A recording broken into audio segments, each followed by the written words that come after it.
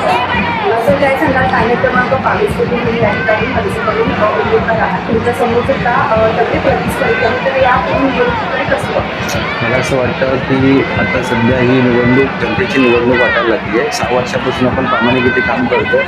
हे दिग्गज वगैरे शब्द ठीक आहेत, पण मला असं वाटतं ही कामाची निवडणूक आहे, ही आपल्या गल्लीतली निवडणूक आहे. तर जनता नक्कीच याचं उत्तर जनता देईल. मतदारांमधून कशा प्रकारचा आपल्याला मतदारांपासून मला खूप चांगला प्रतिसाद भेटतोय. मला असं वाटतं की विजयाचा गुलाल आम्हीच उधळणार. चालू आहे ना निवडणूक, जनतेने हातात घेतली आणि जनता त्याचं उत्तर देईल.